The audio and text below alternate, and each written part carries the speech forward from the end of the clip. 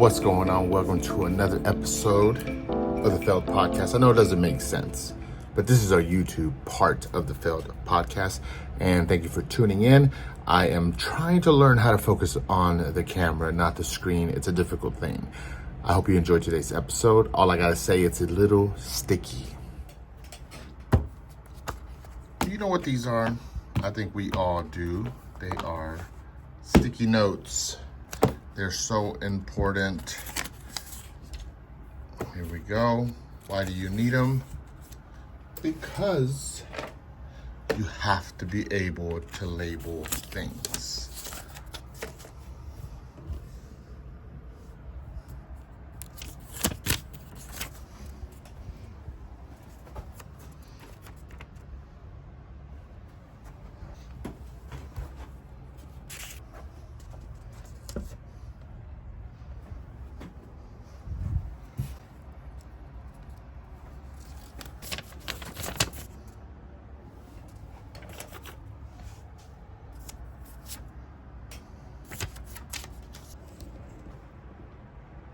Sticky notes. All right. As you can see, let's see how long it takes for that. Look at the camera, not the screen. And that's so hard to do. So I'm gonna put it on a sticky note and put it right next to, boom, right there, to remind me, because that's what sticky notes are meant for. It's a great thing. And I'm gonna read something about Post-it notes, sticky notes as we know them. And I just feel like when we face failures and challenges, misdirection, rerouting in life, it can be a bit difficult. Here's what it says. I'm gonna try to read it up here. It says this: a scientist named Dr. Spencer Silver was working to develop an incredible strong adhesive in 1968, a long time ago. By accident, he created an exact opposite, an incredibly weak adhesive, right? So, ooh, sticky, but not so sticky. Here we go. Sticky, but not so sticky. See, it won't stick on my hand. See, sticky, not so sticky. Relentlessly shared his invention with colleagues, but he couldn't get traction to make it into a product. One of his colleagues, Arthur Fry, came up with the idea of using the adhesive on bookmarks. He was a reader. Fed up with the little paper falling out of his hymnal at church, he determined that Silver's invention was the solution. They worked on developing a bookmark, and after notes on them, here we go, decided to make the product a new way to communicate.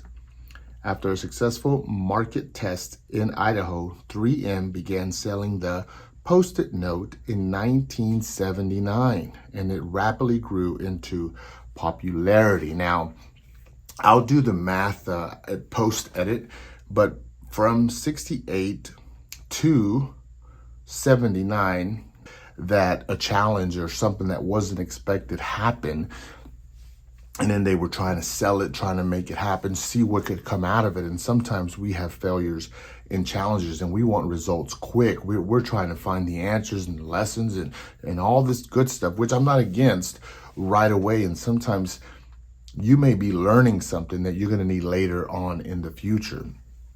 And he also got shot down, you know what I mean? And so it's not like people were on board right away.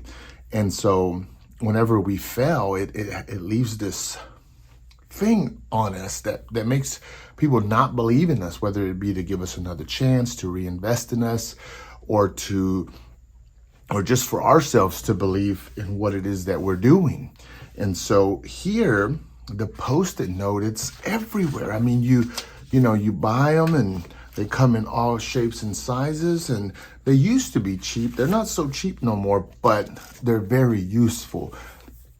I don't think they'll ever go away. There's apps, there's programs on your phone that act at like a Post-it note, but there's nothing like having a Post-it note and sticking it to something, like this was in the beginning, and please take these to school tomorrow and such, that they're so useful and universal, and they're going to be around for a long time. And so I think that the lesson in the Post-it note journey is that this guy failed at what he wanted to do. And like a lot of us, we fail and we expect something to be a certain way. And that's how we want it to be after the failure and adjustments and the learning.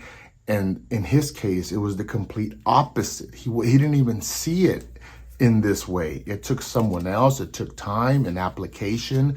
So he had to be thoughtful after the failure on something completely opposite of what he was thinking. And so what I'm saying is when we're doing stuff, we're focusing in one direction, and it's okay to have a 360 view as you're in the journey, in the challenge, because sometimes there could be something huge waiting for you, but it is going to require that maybe you don't execute on your original plan. And that's hard for a lot of people to take. And so I think that I'm going to be doing a few of these here coming up, that it's pretty inspirational to see something that's massively successful. And I'm not saying that every failure you have is going to lead to some massive success, but personally, there is something to take away from every challenge and redirection that we go through. It's so important. And so, I mean, just think about the sticky note. This is probably on your desk or somewhere nearby. Whenever you're going through something, look at them and say, the guy that designed them, he didn't come across the idea so fast, you know? It took a while, but what came out of it was amazing. And I want to just let you know that whatever comes out of what you're going through, it can be amazing, but be patient, be observant, think about it outside the box, around the box, on top and under side of the box, whatever, in order for you to get a bigger picture of what it is that you're going through. And so there it is. That is today's episode. It is about the Post-it note and how it came to be and what it can teach us about how to handle challenges in our lives so that we don't quit and we look for the greatness and what the things that we go through. And so, you know, take a note and don't give up. You know what I mean? And I'm going to write this note for us.